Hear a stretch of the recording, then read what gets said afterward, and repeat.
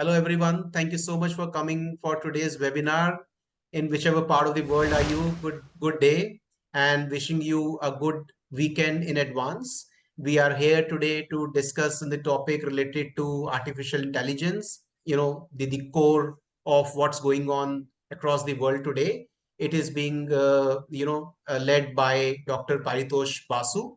Dr. Basu is an eminent scholar and a professional par excellence. There's so many things about his credentials and accolades, which I feel for which I feel short of time, but I would still try to give a small summary. I'll share his LinkedIn and other profile later on. You could have a look. So, besides being a professional in terms of being a chartered accountant, a cost accountant, a PhD, and all other associated qualifications under his belt. Dr. Basu is an eminent scholar. He has led various summits, various committees, where various projects on AI and related topics. His contributions have been across domains. That way, he has been a fellow member of All India Management Association. He has recently published his second book, Digital Transformation: A Prismatic View. And besides leading this company Stragility Consulting as a senior director, earlier Mr. Basu has held senior controller and CFO roles with large Indian MNCs. That's in brief about him. He has certainly been awarded by various organizations. He has chaired various blockchain and summits and delivered various keynote speeches and discussions. So I would just share this brief and welcome Dr. Basu for this webinar. And we are really excited to learn and leverage from his experience. Dr. Basu, over to you, please. Thank you, Vineet. Thank you for your kind words. And thank you, Charlotte and Vineet, for giving me this opportunity. I welcome you all to my session here. And I would like to request you a couple of things before I start talking. You can connect with me through LinkedIn. I have about 20,500 plus people connected in our network through LinkedIn. I will request, if you have any question, which you will certainly have during the course of my talking, you can please put it in the chat box, and Vineet will help me towards the end of my session after about 45-50 minutes to answer those. He will prompt those. If any participant wants to go ask questions with a communication link through the video, you can definitely open your screen and talk to me. My topic of the evening is AI and generative AI from CFO's strategic perspectives. When I put the word CFO, I definitely mean the CFO and his or her team members also. I have a very simple agenda, but I will talk about the artificial intelligence fundamentals and advancements. Then I'll get into the core of the topic, that is CFO strategic perspectives, frameworks for adoptions and application for CFO's function, that is AI and generative AI, how he will work towards adoption and application. And finally, we'll talk about approaches for implementation of AI projects, ethics, culture, and AI tourism. I'll be using quite a lot of graphics which I have collected from internet, which are freely available. I acknowledge my debt to them, and I'm using this only for the purpose of propagating knowledge, and I have no commercial motive behind it. So let's get into the talk. Artificial intelligence fundamentals and advancements. The good old saying to finance people is that when future looks hazy and clouded with uncertainties, it is time to go back to basics. I remember when I entered the profession of finance in 1979 as a junior audit assistant of PricewaterhouseCoopers, the then. If we have to go back to basics, we used to go back to the trial balance of previous years. We used to go back to the final accounts of previous years, maybe 5 years, 7 years data. That time there was no Excel also. And we used to collate data and then try to make meaning out of data. And that time also management discussion and analysis was not a very important part of the director's report. So we had to depend upon final accounts and the trial balance. But today, data has become an ocean. And to remove the haze in front of us as finance professionals is not a difficult task if we apply the tool offered by the family of artificial intelligence. And not only data and the past and opening the haze in front of us, on your right side, you can see identify that sits in the womb of time. That is the call I am giving, that data will speak to you, you will speak to data, and data will show you at some point of time what is lying in store for us in the womb of time. So let us remember the valuable quote of Brian Dyson, the ex-CEO of Coca-Cola. He said, value has a value if its value is value. Value has a value if its value is valued. So we have to value the data, which is the most valuable asset of any corporation today. And the value is not in plant and machinery. Value is in the data and value is in people. So let's go forward and understand the subject in greater detail. Now, quickly, we will revisit artificial intelligence. That's not the core part of my talk, but it's necessary for us to understand artificial intelligence. Oxford Dictionary defines artificial as made or produced by human being rather than occurring naturally, something which people do it. You remember when terraline fiber came first, we used to call it man-made fiber, not nature-made fiber, and we used to call it artificial fiber. And terraline is not equivalent to cotton. It is coming from the domain of hydrocarbon. Coming to intelligence, again, Oxford Dictionary defines intelligence as ability to acquire knowledge and skills. Ability to acquire knowledge and skills.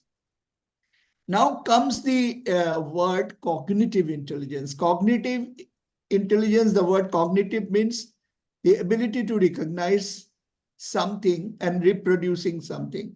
The intelligence for cognition or the ability to recognize, that is the cognitive intelligence. So if we combine these three definitions into one, we get the core definition of artificial intelligence. Again, I will borrow from Oxford Dictionary.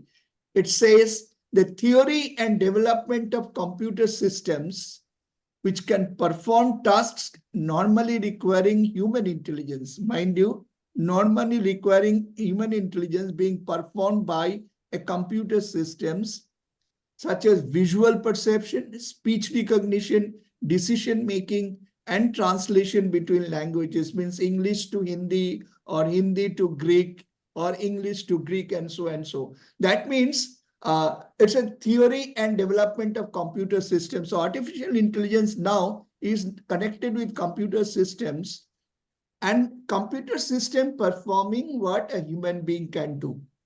So what is the paradox coming from these four definitions is, the first definition is from the interplay of nature and human beings. This first definition told us artificial means interplay of nature and human beings. While the fourth definition is telling us it is interplay between human being and a computing machine. So the flow is nature to human being to computer to human being. That means human being made computer, human being made computer to learn and analyze data through algorithms given to the computer. And now computer is prompting to human being, hey, this is what it is. So the paradox is nature, human being, computer, and human being. Now, this paradox is now open and clear to us because we understand that computer helps us to do in an intelligent manner.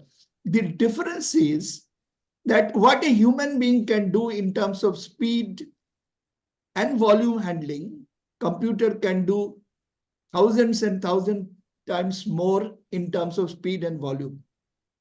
Therefore, the inference we can draw is this: artificial intelligence is the ability of a computing machine to perform a task that a human being can perform with his own intelligence, leaving aside the volume and speed. That means artificial intelligence is the ability of a computing machine. So this ability is created by human being. That is why it is nature to human being to computer to human being. You may be all knowing that in 1930s, a British logician called Alan Turing, he started the work on artificial intelligence, followed by Marvin Minsky and John McCarthy. But my study says that uh, somewhere in 18th century, there used to be some work on artificial intelligence which has not been authored in the directional thoughts of artificial intelligence, what we see today. Artificial intelligence has got three stages. One is artificial narrow intelligence, which is in the specific context of, say, studying 50 years data and doing weather report prediction. Artificial general intelligence, which we are seeing today, translation by computer, recognition and voice reproduced by computer, computer recognizing the voice of his master and then doing the work like Alexa is doing for us. And it is equal capability of human being. And then next stage is artificial super intelligence. It's the science fiction stage where hitherto human being intelligence will be superseded by the computer. I think that day hasn't come. But the question in front of us, particularly the finance people, is will AI be able to substitute? I repeat, will AI be able to substitute senior professionals' wisdom and experiential learning by mimicking how their brains deal with the issue of ethics, morality, and passion? I personally feel that if ethics means compliance with the law, that is simply compliance. That is, ethics come from the human morality and human compassion, human passion. So the passion with which a senior CFO or a senior finance person or today's finance person will work, will the computer work with the same passion? That's the first question. Second question, will AI ever be able to take over human intelligence? Let's leave the point at that and go ahead with our topic of the day. Artificial intelligence, day by day, the family is increasing one after the other. Originally, artificial intelligence, when it started with data analytics and making meaning out of data, speech recognition, behavior recognition, reinforcement of learning, AI ethics, etc. Then came the machine learning. Machine learning came in two stages. It is supervised learning. That is, the machine is supervised and machine learns in terms of algorithm. And one is unsupervised learning, when machine is asked to produce whatever it has inferred by itself. That is unsupervised learning. Then comes the neural network. I will discuss about it. Then comes the advanced stage of deep learning. And finally, we are now in the generative AI stage. We have also got recently agentic AI. I'll talk about this just now. But this particular deep learning is a very important point. It's a type of machine learning based on neural network in which multiple layers of processing are used. As you know, our brain has got multiple layers of information processing. Neural network functions in that way, and it also functions with a cause and effect and fishbone method of taking decision type of way. And it progressively attains the higher level of features by data, and all these things are done by the algorithms and machine synthetic working. So we are first coming to generative AI, which is the recent advancement which came around end of 2021 and 22. What generative AI is the capability of a computing machine to scrape through a large number of data and produce a summary of it. While it produces the summary, it generally does not reproduce exactly the sentences from there. It applies its own algorithm and makes a summary. Like this morning, I was trying to understand what is my biodata from ChatGPT, and I came to know that there were many mistakes are there. Many misinformations were there in ChatGPT. I was also amazed at certain information which was there in computing system in 2016-17. Those have also been collected. But the recent change in my profile, that I have become an adjunct faculty of IIM Kozhikode, Indian Institute of Management, Kozhikode, that has not been captured as yet. That means its data is limited. So the problem with generative AI is that it can't go beyond what it can scrape through. Coming to agentic AI is an AI or artificial intelligence system which can make its own decision, which can plan its own action, even it can learn from its experience. That means if you ask the computer to take a particular decision and reiterate that decision, suppose you have taken a particular decision based on 2023 data, and you give them the 2024 data and ask the computer to see whether your decision remains unchanged or changed. If you scrape to the 2024 data, agentic AI may give you a dynamic answer. So it possesses a degree of autonomy and can act on its own. Now, if you can ask me a question, Dr. Basu, will the computer do everything on its own? Answer is no, because it has an algorithm to do like that, and it will function according to the directive of the algorithm. Otherwise, it's a black box and a stupid box.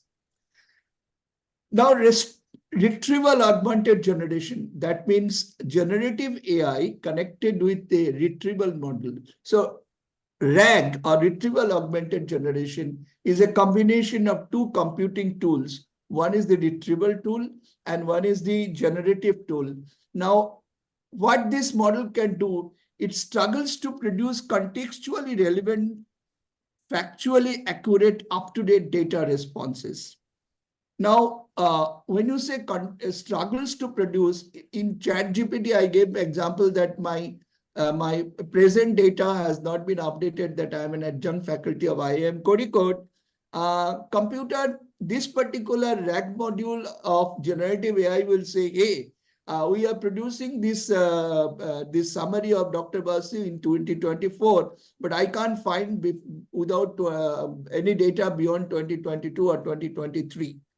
So although it is there in LinkedIn, so ChatGPT or any other generative AI tool might have not gone through the LinkedIn part of the data available in the open computing system and the cyberspace and have checked it. Next is the artificial neural network. I was talking to you about the brain-like layers of neural systems. So neural network has got a very interesting capability. It can learn from its mistakes and improve continuously. So artificial neural network attempts to solve complex problems like summarizing documents or recognizing face with greater accuracy. So why the fast battery-operated vehicle failed to, or self-operated vehicle failed? In front of it, there was a picture of ocean, which was being carried by the previous truck, and the car didn't understand and it stopped. It didn't recognize. It recognized that I'm approaching an ocean and not I'm on a road. That kind of controversy happened. The story is not very clear. And last comes the predictive AI. Predictive AI is an AI system that utilizes statistical analysis and machine learning algorithms to make predictions. That means it looks at the old data, studies the trend of the data, applies a lot of regression analysis, lots of statistical tools, etc., etc., etc., and creates a set of data which we can be also called as synthetic data, and it can also say the potential future outcomes if the data continues to be the transactional data continue to be same in future years, what would be the outcomes of it, what would be the risk exposure of the company. So there are many varieties of artificial intelligence, as you saw in the screen, but I have picked up a couple of them because it will be useful for CFOs. Now coming to the, so let us revisit what we have done. We have understood what is artificial intelligence definition wise. What is the problem with the artificial intelligence, which it cannot replace as if as of now is the wisdom, ethics, morality, and passion. And now we have understood the artificial intelligence from the perspective of CFO, what are the things available to him. And finally, we will now get into the CFO strategic perspectives. Now, when we are talking about digital transformation, essentially artificial intelligence is a tool for digital transformation. Today, when you have to open a bank account, we don't have to go to bank. We have video recorded KYC. We don't have to go to bank. We upload our application and data. Our KYC is automatically done. And then our bank account is opened, and there is nothing needed because various techniques of artificial intelligence like OCR, optical character recognition works, then conversion of written data to filling up forms are possible. Like I upload my income tax return, and certain important information can be filled up by the artificial intelligence computing system into my form, etc., etc. So everything has been digitization has been done by the companies, and most of the companies have done digitization. I was talking about my first work in Bamalori when I joined. We used to go for trial balance scrutiny and ledger scrutiny. At that point of time, Bamalori used to have computerized ledger keeping, but the job stopped there. It didn't have any data analytics kind of things. So digitization have been done in the world, and the world has also progressed to digitalization. What is the difference between digitization and digitalization? In a digitalization environment, you can get the routine mundane work done by the computer instead of people working on it. Like I was telling you, the computer system, you are sitting at home and the entire computing system of bank taking care of your banking, you are doing mobile banking, you are doing internet banking through your laptop, and even your KYC is being done by the artificial intelligence things. Now the new concept has come is robotic process automation, where a software is being made intelligent, where the software is so intelligent that the software can embed into it the policies and procedures of a bank to sanction loan. So earlier, the digitized information were put in front of a bank officer who is the sanctioning authority. He used to see the data visually and apply his mental thought process. And finally, he used to say, okay, this loan can go for sanction and disbursement. And he used to give the approval signal. Because of robotic process automation, which is an artificial intelligence process, now it can straightaway get into approval process. But there is a difference between digitalization and digital transformation. Now, what is that difference? That is very important. Digitalization or digital transformation, the difference is when post-digitalization, you can start having new business models or new revenue models with the help of digitalization of your company, then you can call it that, hey, we have digitally transformed our organization. The point here is, I'll give you an example. Suppose I'm buying a mobile phone, and I'm in Amazon.com, and I'm checking out.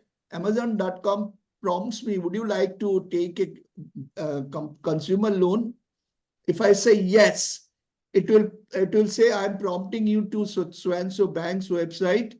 Please upload your certain information and your loan will be sanctioned in a couple of seconds and minutes. Now, I upload the information. The loan is processed through robotic process automation, as I was explaining to you, because digitalization and RPA has been done. And immediately loan get disbursed from the bank's own system, again through RPA, and Amazon.com gets an information that the loan has been sanctioned and you can give the delivery. Now, this particular instance where Amazon.com has integrated their e-commerce platform with the robotic process automation platform of a bank for auto sanctioning of loan without the at night 1 o'clock. So that is what has given a new horizon of starting a new business without any advertisement or without coming into contact with the customer, without any need for any marketing.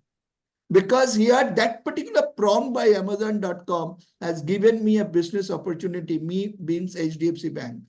The win-win situation for Amazon.com is that it has given an opportunity for a guy to avail of a loan, and Amazon.com is prompting them to HDFC Bank, because these two platforms are artificially intelligence and integrated themselves. So the bank has created a new business model and a new revenue model. So that is where the point is. That is where the point is. What I want to share with you is that artificial intelligence helps you to go ahead, and create new business model and new revenue model. And this is the core thought I will be developing now forward in my presentation, that we should not stop by digitalization of business. Even with robotic process automation and application of artificial intelligence, we should continue to generate new business model and new revenue model with the help of artificial intelligence, so that, I repeat, so that our business can take new challenges and serve the people who are still unserved.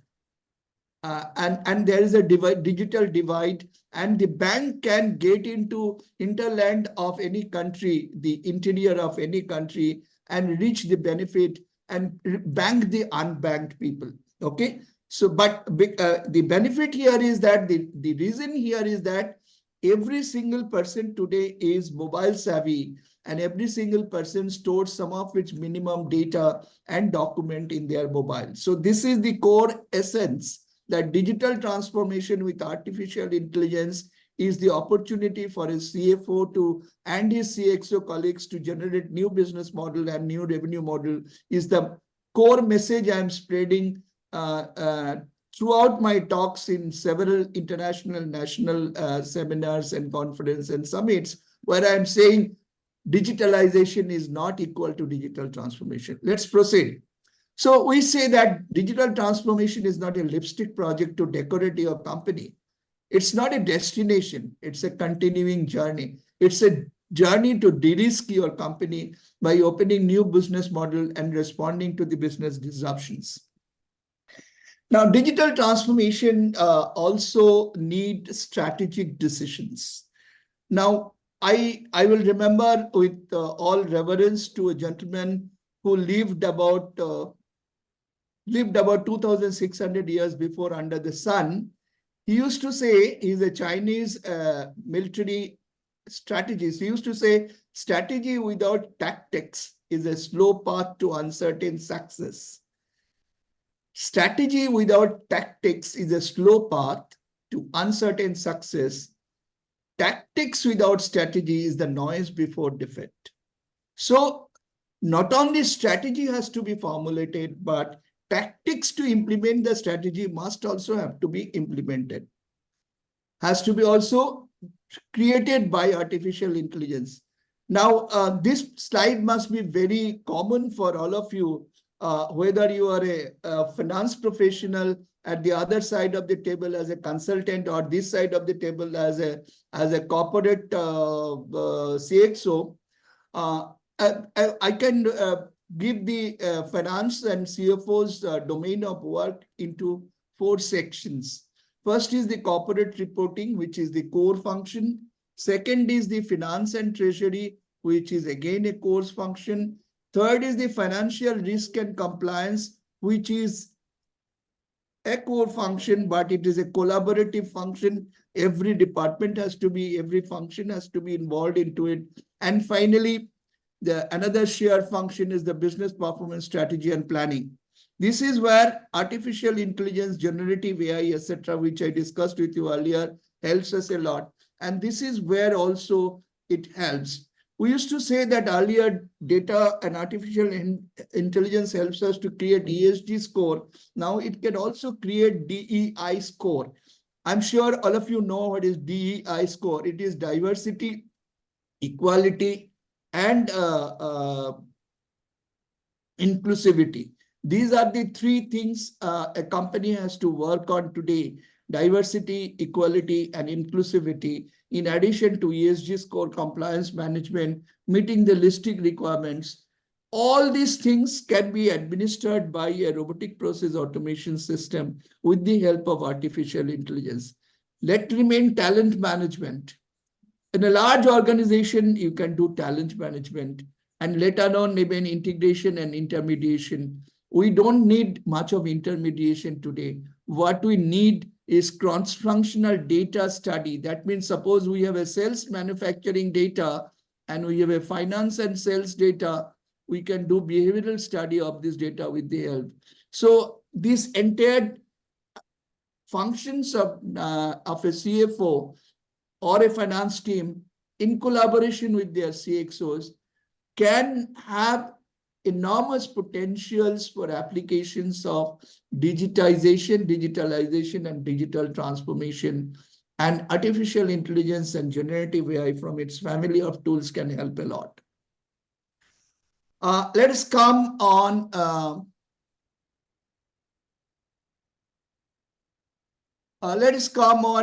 critical thinking, which is very important from the perspective of strategic thinking. So any business professional, may it be finance man or a marketing man or a manufacturing man, he has to go through this quadrennium of thinking. One is the critical thinking. It's a processing and organizing facts, data, and other information in a manner that it helps us to serve a purpose and achieve an objective. So this Oxford Dictionary of Critical Thinking is the objective analysis and evaluation of an issue in order to form a judgment. So I have to form a judgment whether I will take decision A or decision B. For that, I need to think critically. Whether that particular decision will solve our strategic purpose of our organization, it will be able to take us on a sustainable path of growth with return and our transactional growth in terms of top line. For that, I need to revise my strategy, and for that, I have to resort to data, which is the most valuable asset in today's world. So strategic thinking is the way of approaching the fundamental drivers of a problem and the fundamental drivers to create value. Strategic thinking focuses on developing unique opportunities. And who helps us to think strategically is data. Lakhs and lakhs of transactional data are generated. But those transactional data has to be processed in such a manner so that it gives me some sensible inference and insights from the data. And that is held by artificial intelligence and generative AI. Okay. Now, CFO's role here is also to wear the hat of a design thinker, because unless I cannot design through an iterative process, the alternative strategies and solutions and implementation tactics I have to meet the challenges, I will not be able to proceed ahead. So whatever adoption and application of artificial intelligence and generative AI, etc., I do, I as a finance man must have a design thinking within my sense of senses, so that I can in a structured manner proceed with the tools and serve the purpose of my company. Now coming to the next point of radical thinking. Radical thinking is something which you, if you, when you do not find the solution immediately, go to the root of the problem. That's why I said that when the future goes looks hazy, go back to the basics. So radical thinking, if you have to do, then again you also have to go to artificial intelligence. So I became a qualified chartered accountant in 1979 with PwC. I started my career. That world and today's world, we have not heard about something called strategic thinking and design thinking, but today artificial intelligence has helped us to do that. So I have in front of us 4 pillars of strategy, AI strategy, 4 pillars of AI strategy. First is the vision, second is the value, third is the risk, fourth is adoption. I should have a vision about application and adoption of artificial intelligence. I should have an understanding about the value that I will generate. I should have an understanding about the risk I will generate. That is, Dr. Basu's 2023 and 24 data is not updated. Similarly, business transactional data of 2023 and 24 are not put into a data analytics system, and the CFO takes a decision based on stale and past data, definitely the decision is going to be wrong.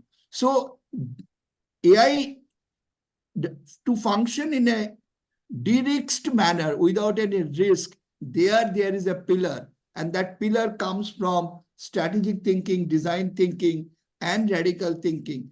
So and in radical thinking, risk assessment, like I was talking about here, this is the area where financial risk and compliance, that gets correlated here, where the risk is taken care of. And finally, you take a decision to adopt and apply artificial intelligence in your organization. Now, yes, please, if you have any question, kindly put it into the chat box. And after it is 2013 now, we started about 2040 after the talk. So by 2030, I think I should be able to take you through maybe another 2-3 minutes here and there. After that, I will start taking a question, because to questions and answer, we'll be having clarity more. So now come to the design thinking and application of artificial intelligence for innovation of new business model and revenue model, as I was talking about, because the ultimate objective of digitalization is digital transformation of business, and digital transformation takes place only when you get a new business model and a revenue model. Now, you should have a viable business. Whatever, suppose you have adopted artificial intelligence and generative AI, whatever tools you want to, and now you want to decide whether you are in the right stage. How you can decide? The crucible is what? Which is the crucible? Crucibles are 3, made by 3 pillars: viability, desirability, and feasibility. Where feasibility and viability intersects, you get the process. Where feasibility and desirability intersects, you get the function. And where desirability and viability intersects, you get the emotional attachment. Now, emotional attachment, functional attachment, and process attachment gives you the innovation.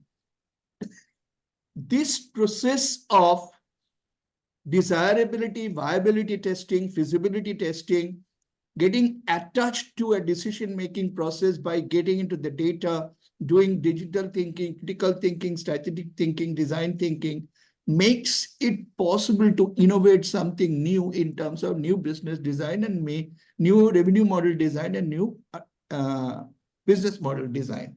So I personally feel that viability testing, desirability testing, and feasibility testing, where desirability testing also comes risk and compliance, is very, very important as a framework for application and adoption of artificial intelligence. Now, if a CFO wants to adopt and apply artificial intelligence to his organization or to his even department, he can't take the decision straight away. It has to be, and as a CFO, he is touched, or as a financeman, he is touched by everything across the organization. So the adoption and application of digital tools and techniques, including artificial intelligence, generative AI, neural network, etc., has to align with the vision. That is what we want to be, values, that is what is important for us, and mission of the company. If these three things, vision, values, and mission, can be seen to be achieved by application of AI and generative AI, we get the decision approved by the board. Yes, we can adopt and apply artificial intelligence. But we have to see continuously what is our balance scorecard. We have to see where we want to apply. So we have to see our SWOT analysis. And finally, you have to do strategic initiative in terms of applying digital tools to attain the stakeholder satisfaction, the beneficiary satisfaction. We can get an effective process and we can get motivated professionals in our team. But the guardrails are important. I was going through this loans management review. The guardrails are very, very important. What are those guardrails? There are 4 guardrails. Shared strategic objectives. If you have to make an agile strategy for adopting and applying artificial intelligence, your objective from it should be shared with everybody in your team. And shared objective needs a acceptance, and acceptance needs a change management. Next is, are you enabling rapid access to the well-managed data? Data access is needed, but over access of data or over exposure to data is also dangerous, because leakage of data can take away all your business tricks. Cyber criminals, so data security is important. The third guardrail is streamlining the policies and processes. The policies, processes, guidelines which you have followed in a digitized atmosphere will not work in a digitalization atmosphere, and will further not work if you want to create new business model and revenue model. So essentially, you have to create a very agile digital strategy and agile digital policy of the company. So we have to regularly adjust our resources, our data, based on the evolving needs of the organization. And evolving needs of the organization will be thrown up by the transactional data and behavioral data of people where transactional data are not available, like social media data. I'll give you a quick survey of 608 people. The survey result was has been done by Gartner. 608 people were surveyed in 2023. It says that artificial intelligence improves productivity by 77%. It's a Gartner survey, so definitely you can rely on it. Expected benefits from AI investments, that is the name. Reducing cost, 50%. Surveyed people accepted. Enhanced customer experience, 56%. 53% says it can increase agility and responsiveness. Drive digital transformation, 53% people have said, and drive innovation. And when the mass is 608 and the mass represent the CIOs and technology leaders who were surveyed and by a very responsible organization and techno commentator called Gartner, you can rely upon it that artificial intelligence is here to stay, and it will be used by people So CFO has got an added responsibility to oversee everything and anything and everything to protect the organization from the perspective of the evils of artificial intelligence. If somebody claims that artificial intelligence is without any evil, I of course would beg to differ. Now, what are the frameworks? Now I'll come to the uh, next part of framework, and finally the last one. Now, what is the adoption framework of application of AI and Gen AI for finance function? Now, first is there are 4 pillars of framework, which we saw just now: vision, value, risk, and adoption. In case of adoption, that is the decision which we have to take and align the purpose and objective of adoption with the organization vision, mission, and value system. And also we will encircle and ring fence our organization from the risks. That is one of the major objectives and pillars of decision making in the context of strategies building for the organization going forward in a digitally savvy atmosphere where technology is evolving at an overwhelming speed over the years. Now, a CFO has to understand that adoption and application is the beginning point. His main task is, perhaps in certain organization, the custodian of data is, even if it is a marketing or production data, it is the CFO who is the custodian of the data. At certain organizations says that. So CFOs to understand the AI life cycle. So data preparation and curation, experimentation and evaluation, validation and deployment, and inference and feedback. It's a very simple, nothing to be explained here. The simple point here is that if the data the data of which goes behind the decision making is wrong, partial, irrelevant, dated, then you will get garbage coming into the artificial intelligence tool. And of course, what will be out will be a garbage, and you will be basing your decision on wrong thing. So wrong inference and wrong data gist. So data preparation is important, and experimentation with the data is important. In this experimentation stage, you have to decide which type of tool will be useful, or progressively which type of tool you will take. Validation and deployment, whatever you get, you have to, you say that computer has given this, so that is the Bible for me. No, not certainly. Anything and everything which is thrown out by the data may be the best of the system of the world. I suggest that the CFO and his CXOs must look at the data once more. Here, I'm not talking about the millions of data. I'm talking about the gist or the inferences or the final visualization or the final summary sheet which has been created by the company AI system, and that has to be seen. And finally, you have to draw the inference and take the feedback from the market. So if you can do that, you get into the PDP loop. PDP is physical, digital, and physical loop. I'll explain to you how it works. You do strategic planning. Suppose you don't have any digital system. You do strategic planning from your whatever data is available, and you take a decision. You take the decision, strategic decision, and implement in the marketplace. Now you are collecting every single transactional data at the marketplace and consequentially at the plant or offices where the product or services are being produced and delivered. So you implement your strategy there. You generate another set of transactional data and people's behavior data at the marketplace who are your customers, and your own company's own people's behavior in terms of performance, etc. You analyze those data once again. This is the second time data analysis which you have captured without any need for curation, because no human interference was there in this data capturing. This is an automated system. I'm talking about this stage. This curation process, this stage of experimentation precedes a curation process. In this curation process, at this stage, curation of data would have been more necessary At this stage, curation of data is not necessary because it has been automatically collected.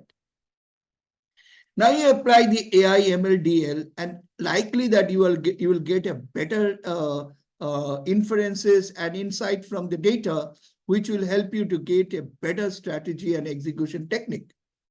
So data, the process of artificial intelligence tools application even can be monthly. It can be even weekly. So even suppose there are huge rejections coming up from a large plant from various stages, the rejection data can also be an important data for you to analyze and understand where the rejection is coming from and what is the consequential loss being incurred, whether that loss can trade off with a new investment for removing the cost.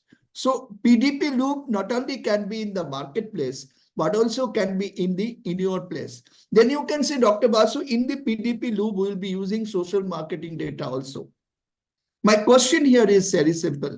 When you use social data, you will be using it very, very carefully, because generative AI, if it is allowed to get into social without any control, then you have a problem.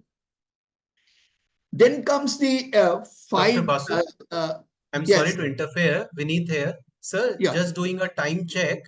We are almost 55 minutes into the webinar. So just I'll wanted take to another know. 5 minutes. Sure, sir. Okay. People might still be in the process of typing their questions. No one has parked any questions as yet. But I just thought to let you know about the time, sir. Please carry on. Sorry, I'll just take. I think your introduction time, etc. I've just dropped out, so I thought another 5 minutes I'll be finishing. Absolutely, I sir. think Please. we need the questions. You cannot type in questions, but saying that the host has not turned it on. So I tried it. So maybe other people are also trying it somehow. Yes, sir. And I did respond, sir. You could type the question in the chat box itself. Okay, I don't know about perfect. that Thank you. Q&A facility. Yeah. Thank you so much. Bye-bye. Okay, so you have 8 attributes of data in Weave terms. One is the volume attribute, one is the value attribute, one is the veracity attribute, one is the visualization attribute, one is the variety attribute, velocity attribute, viscosity attribute, and virality attribute. I'm sure Charlotte will be loading my presentation in the website, or you will also see these things and see the explanations of it. I'm a little worried about the viscosity of the data. Rest of the things you can understand. Viscosity of the data, it means that as a CFO, the data should get stuck with me. It must create a tremor in me that, hey, I'm doing business in this manner and my understanding of the business is this. And now data is throwing up a different business, and I have seen the data, I have observed all the precautions to see the data, and I find the data is correct. So here I must do something. So it's very, very important that the data viscosity is seen, data and the application tools revelation should be such that it gets stuck with the CFO's thinking process. Now, the strategy which you decide should be passing through your VRIO analysis. VRIO analysis means it should be giving you competitive advantage. That means it should be valuable. It should not be an imitable. That means if somebody imitates, it doesn't give you advantage. So it should be a rare. Then you proceed. If it is of temporary advantage and doesn't give you a little 2-3 years time to make good of your investment and beat the competition behind, so you should be having the rare strategy, and it should be imitable strategy. And finally, your organization should have capability to implement the strategy which you decide based on the application of artificial intelligence and generative AI, etc. And if your strategy is valuable, rare, imitable, inimitable, that means cannot be copied, and it can be organized within the organization, then you get the actual this thing. So application of generative AI, you will be doing your own company data. As I was speaking to you, if you take the open data, In terms of compliance, etc., you can put in the Companies Act, you can put in the Security Exchange Commission's everything inside. That you need not depend upon their website, that you can bring in inside. But if you depend upon the data of outsiders, you have to be very, very careful. So generative AI can create havoc for you in terms of do good and bad. So as long as the data is good, okay. Now that is why I have personally has created a 12-hour framework for ensuring success of artificial intelligence. It is selection of the right project with the right set of data for the right purpose at the right time, with the right analysis and analytics, deploying right tools and software, with the right manpower for the right output generation, taking the right decision out of it at the right kind of cost which your organization can bear for the right return, and updating past learning at the right interval. I am personally sure that if these 12 R's are followed by any CFO, he or she perhaps will not fail in the project miserably. Generative AI, I have spoken about it by now already. The most important aspect of generative AI is that it can help you in transactional finance, controllership, get a generation of insight, deep domain knowledge, prediction and forecasting, and embedded finance. But what is important for you is, again, understanding the end-to-end value chain of the company as you add new business model and revenue model to it. And when you add new business model and revenue model to it, you have to understand your organization vision, mission, culture, policies, and SOPs are updated or not. I'll skip this data, particular slide. I'll only say that it's a multifunctional subject when you deal with data. So a functional CFO should have a data scientist in his own organization. This is the PwC's framework of data governance, which is very, very important. I don't need to re-emphasize on data governance as a model, which is very, very important in terms of making data as your asset. Like you maintain and preserve your plant and machinery, you must maintain and preserve and do have a surveillance on the data which you have. Finally, adoption and application of AI in various other functions. These you can read through. I need not talk about it. It can have a planning model. It can have a machine learning model. These are all I have talked about. Even I need not explain by the process I've spoken. There can be drivers and barriers. Let me tell you, in terms of generative AI implementation, 68% of global business leaders are still determining governance for Gen AI. In India, the position is that 58% in India is still determining the governance model of generative AI. Data protection model and privacy, 52% are still struggling. 52% lack mature generative AI vendors. That is another very important factor. Vendors are not mature, and data accuracy. But definitely the drivers are so strong, demands are strong, demands are then content demands are strong, output demands are strong, need for synthetic data is coming up, diversity requirements are strong. So I'm sure generative AI will go ahead. And these are the functions generative AI can do. You can read through my slide when it is uploaded. My last two slides, three slides are this. One is the ethics part. Next is the culture-driven part. And last is the TRiSM. I'll finish in 2 minutes. There are three domains of generative AI. One domain is the,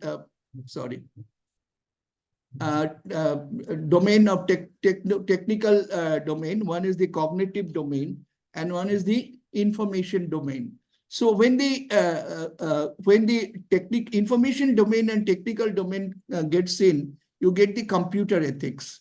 When the cognitive domain and the information domain intersects, you get the computational ethics.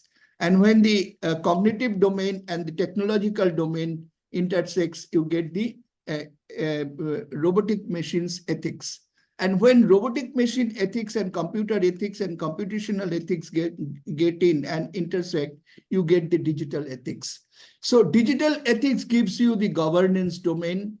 That's very important. Computational ethics, robotic ethics, and that is robotic ethics includes, of course, AI ethics, and computer ethics, that is the computational ethics, not the AI ethics part, that is the tool ethics part. You have to follow the digital ethics. There can be three kinds of cultural guidance for AI adoption and application. One is the culture as a guiding star. Culture as an operational fabric. That means people are, change management is so strong that people are passionately attached and become a embedded part of the digitalization and digital transformation system. And finally, culture as an employee experience, a first-hand experience of the organization, the colleagues and the leadership team. That means it's an integration of the cultural domain in terms of inspirational culture. When you inspire people, get into it, they become all operational, they experience the AI, and finally you live with it. My last slide is AI TRiSM. If you have to apply, you have to trust your people and trust the technical people. So you have to, your technical team has to attain the skill of not only an ICT person, information and communication technology person, but also of a data person, data scientist. Finally, the risks part, and risk management is CFOs, one of the major work. CFOs must review the output by applying their own judgment. There is absolutely no substitute of applying your own judgment. Next is defect. If you don't apply your judgment, defects cannot be avoided and output manipulation cannot be avoided. Maybe your system is so strong it may not generate defects, but you cannot rule out output manipulation. And finally, systems management. All possible UAT, user acceptance test, beta testing, zero unauthorized access to data so that data cannot be manipulated and data cannot be corrupted by anybody. Access to data, periodical ethical hacking is a part of the systems management. So AI TRiSM is very, very important. And finally, what Albert Einstein said, I fear the day that technology will surpass our human interaction. The world will have a generation of idiots. I fear the day that technology will surpass our human interaction. The world will have a generation of idiots. Perhaps he tried to say, if AI becomes an ASI, that is artificial super intelligence, then human beings may be turning to idiots. I've not tested in it, and time is still not there to test it. But let's hope that that day will never come. Thank you very much indeed.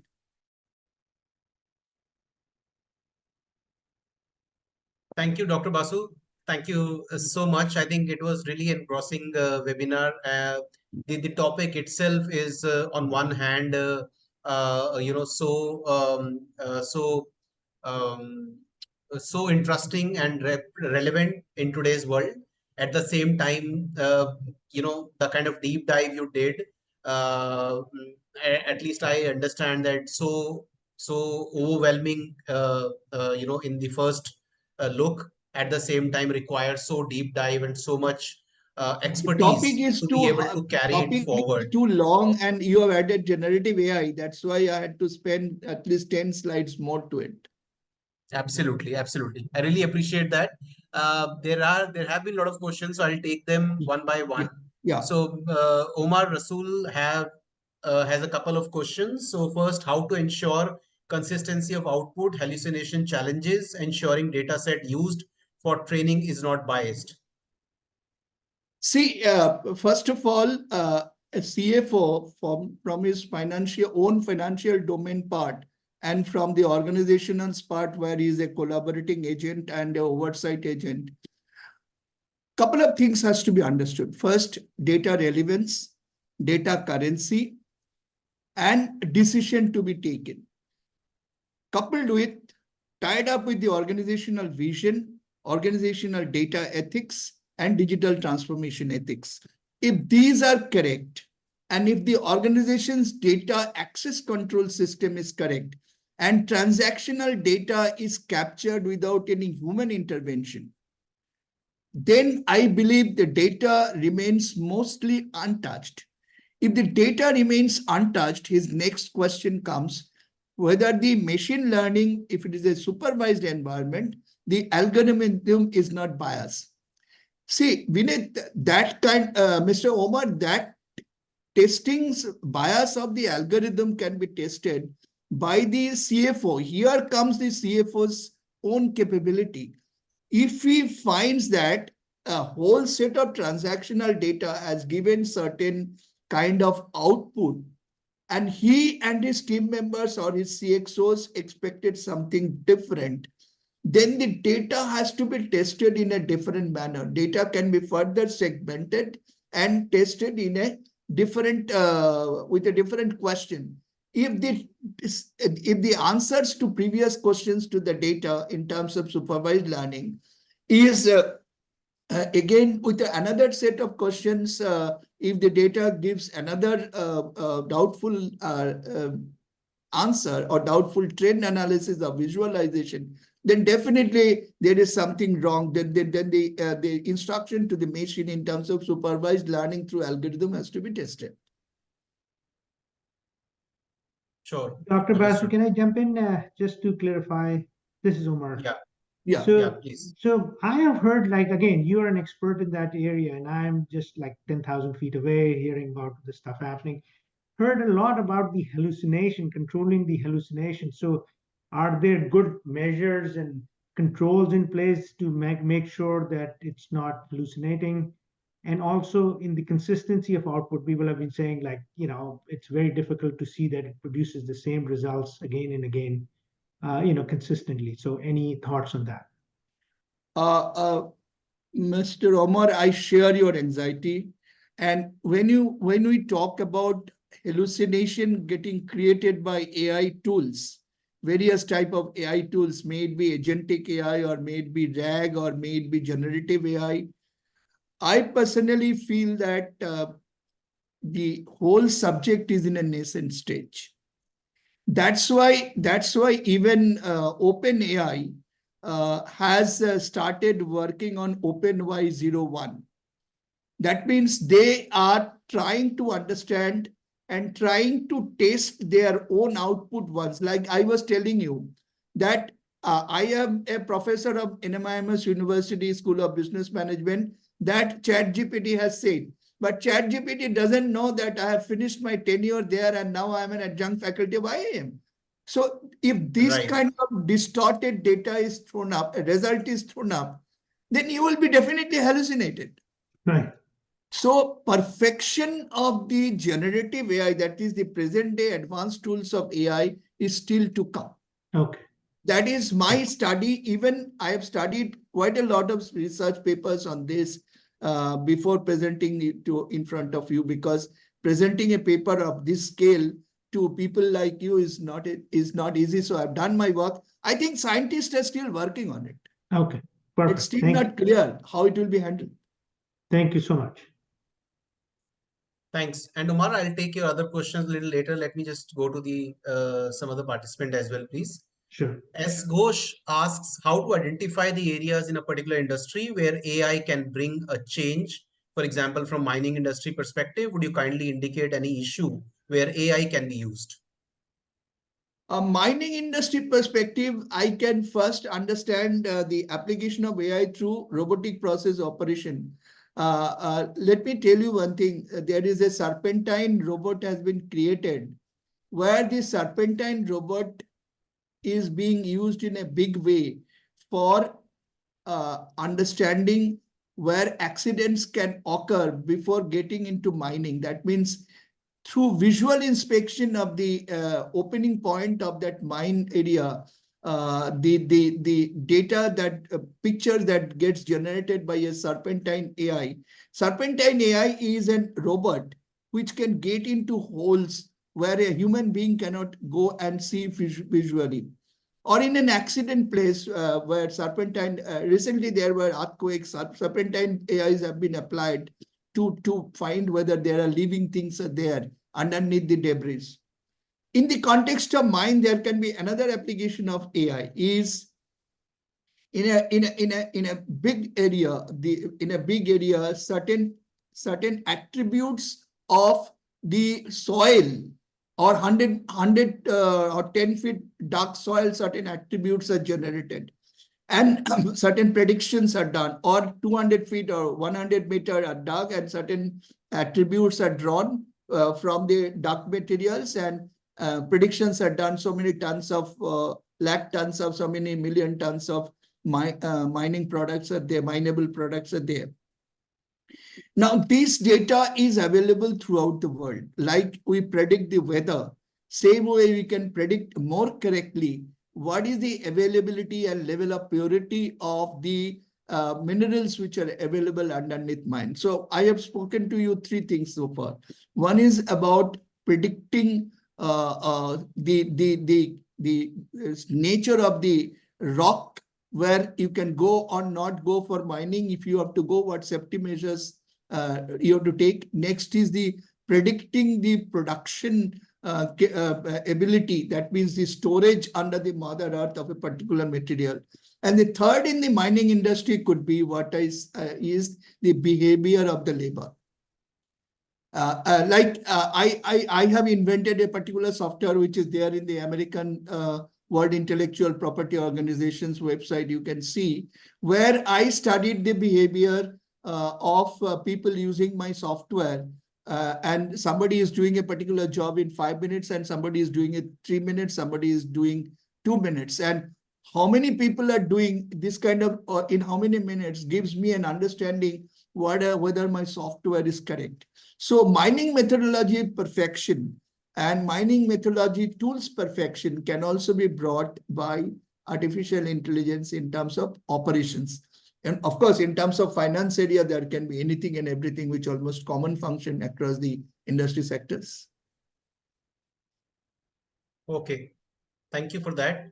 And the other question was coming back to Omar. So he had asked about a question related to ROI. Should ROI measures be considered in selecting and prioritizing use cases? Absolutely right. In fact, you must have observed in my 12-hour analysis, which I've written about quite a lot and spoken about quite a lot. And feedback is that, Dr. Basu, your 12-hour analysis is good. One of the R is ROI, right? ROI. That means you have a hurdle rate in your company. You have a hurdle rate in your company. Suppose that hurdle rate is X%, and this particular application gives you Y%. And if Y is not at least is equal to X, in a normal case, you do not go for capital investment. But Mr. Umar, let me tell you, at some point of time, if you find that unless you go for an e-commerce wing of your business, you are say Zara of the world, and Zara is a shop-based organization. If Zara doesn't open an e-commerce kind of organization, perhaps one group of customers it will lose. It could be possible initially the investment is high and the ROI from that segment of the business may not be correct, may not be your hurdle rate equivalent. But you may have to go because otherwise you will gradually lose that generation of customers. So at times you have to go to take advantage of the trend of the day, because you do not know that today 40% of the customer is in that business mode, e-commerce business mode. Tomorrow, not 60 or 70%. Like in India, in urban areas, mom and pop shops, grocery shops have almost getting closed. Why? Because it is either quick commerce or e-commerce companies are taking over that business. Interesting. So artificial intelligence applications at times becomes a compulsive decision for you, keeping in view that will be paying in future. That's why Amazon.com, even after 32 years of losing, today it is one of the richest companies of the world, more they made loss, more they made sales. More they made sales, their equity value increased in SEC stock exchange. That's right. That's Right. interesting. Thank you. Thank you for your Sir, question. I have a question. Yes. I wanted to ask if AI design principles have a lot to do with cognitive practices, a lot of things where I see similarity with psychology. You mentioned about cultural alignment and all of that. So, how do we use AI and psychology related tools together? Like, for example, you have various business transformation projects where all these skills are required to be used to make the project a successful one, change management. So how do we interlink all these, sir? Vinith, this is a very interesting question. Very, very Sir. interesting question. And I just finished a project in South India, one of the largest NBFCs of the country. I don't want to name it. I did a pre-digitalization and digital transformation diagnostic consulting project with them. We spent Okay. with them roughly about 5 months. Okay. Is They this have a company in team. Chennai? No, Okay, sure. please Please go don't ahead, sir. ask me any more questions. I Absolutely. Please go ahead, don't sir. want to name it, but it is in Yeah, South India. Now, got it. this company has got a battery of 60 people Okay. because it operates throughout India and have started spreading tentacles in SAARC countries. It operates thousands and thousands of branches and operates thousands and thousands people. Dependency is there on them, and the data which is they are generating from the battery of 60 people using Excel and very Right. rudimentary tools of Excels and little rudimentary tools of data visualization. The CFO is not happy. The CEO is not happy, Right. and they are feeling that certain wrong things are happening in the organization, which is not to happen. And they specifically gave us an idea. You recommend us where to apply which digital tool, where to go for blockchain, where to go for artificial intelligence. We did a recommendation. Let me tell you one thing. The change management this organization needs to do, they have not prepared the company in that kind of a change management atmosphere, and people are having an anxiety कि मेरा job चला जाएगा. Right. Though we spoke to my job will go away. Though we Right. spoke to each of the people, even up to the manager level, we went right from the head of the department to the next to manager level. We went up to ethical hacking, everything. But people are under this fear psychosis. The organization told them, ki, hey, please, you will never be declared surplus. You will be trained up with the tool. But the fear of unknown to get trained, that's a problem. So that's Right. why I showed you a framework of culture Sure. and a framework of change management. This is Right. very important, Vinith. Okay. Because at the end of the day, the CEO and CFO will not do the job, right? Even Right. the tools have to be operated by the CEO and CFO. Another area, Vinith, you have to be careful. Most of the business organization today are working with cloud computing. Right.